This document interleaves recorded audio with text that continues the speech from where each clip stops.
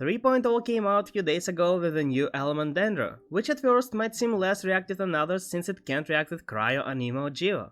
But in reality it introduces us a new concept, reactions with several steps and more than 2 elements involved.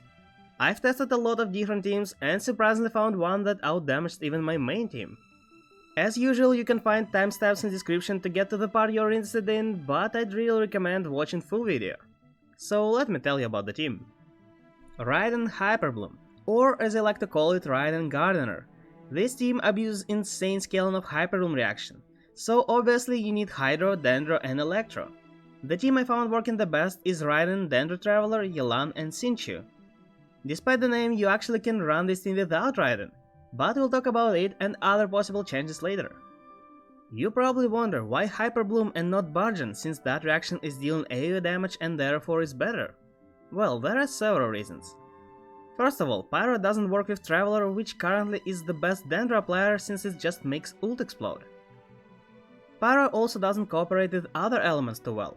It can proc burning or vaporize preventing bloom reaction, while Electro has catalyzed that technically just extends Dendro. And the last but not least, Electrocharged.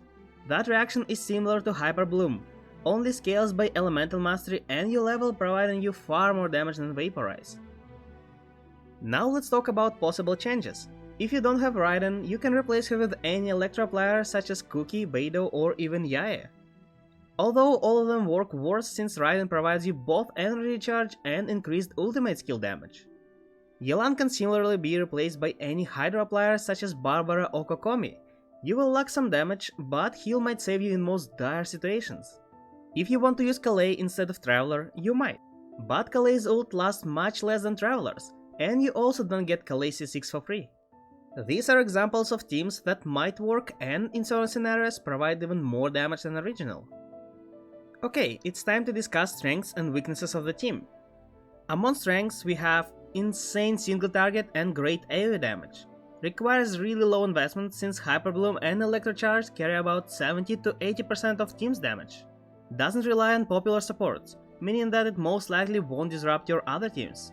And it has only one significant weakness, spread strong enemies, since Traveler's ult is stationary. If you encounter that scenario, you might consider replacing Traveler with Kalei, since she can also apply Dendro with her passive. If enemies are weak as Hilichurls, your off-field DPSs should be able to take care of them. Let's now go back to main team and talk about builds. Starting with Raiden, she only needs 2 stats, Elemental Mastery and Energy Charge to get her ult back every rotation. If you can get some attack, crit rate and crit damage, it would also benefit, but not needed by any means. Her best artifact set is new one, Gilded Dreams, since it provides whole 230 Elemental Mastery. But if you don't want to spend too much time farming new set, you can use 2 pieces from Wanderers and 2 from either Gilded Dreams or Emblem. For weapon, you want to use either one with Elemental Mastery, preferably Dragon's Bane since it has over 200, but craftable from Inazuma or Sumeru will also work. If you can't get enough energy charge in your artifacts, you might consider using Catch instead. Traveler has only one choice, and it's Deepwood Memory since it fulfills Vendessen and Venera role in Dendro teams. You're looking for only energy charge, so don't worry, you don't need to farm. Just slump for random pieces, offset AR Sense, Favonius Sword and you're good to go. Although if you have spare artifacts, you can also look for attack and crit stats since Traveler can deal pretty nice damage. Don't get misguided. Main character doesn't need any elemental mastery, since it only affects bloom damage that you will further transform to Hyperbloom. Both Yelan and Xingqiu are on star and DPS builds, emblem set with mainly energy charge and if possible crit stats and attack or HP accordingly. If you're replacing them with heal, obviously focus on heal stats. None of them need elemental mastery since they also can trigger Hyperbloom. Xingqiu as usual wants Sack Sword, and Yelan can either use Favonius Bow for more energy or Fading Twilight for more damage. And if it's not obvious, let's cover rotation. It is very easy. Start with Raiden E and switch to Xingqiu. Use E, ult, E, catch all the particles and switch to Yelan. Use E, then ult, catch particles again and switch to Traveler, who you won't believe. Uses E, then ult, catches particles and lets Raiden on stage. Use Raiden's ult and hit until it ends. Repeat. If you are not convinced, just take a look at how it destroys Primo Geovishap and performs an Abyss. My team is nowhere near complete since Raiden has random set and Traveler has +0 trash artifacts, so they'll do even more damage once team is polished. Enjoy!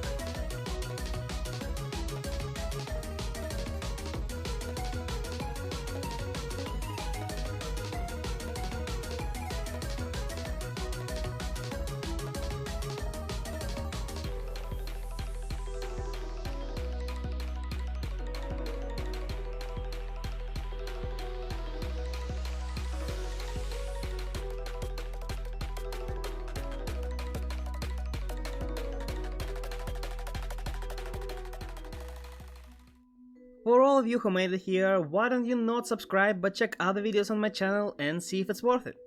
I really am convinced that this is one of the strongest teams right now, and it also doesn't need crazy investment. I encourage you to try it yourself and wish best luck in Abyss. As always, see you guys in the next video. Have a great day.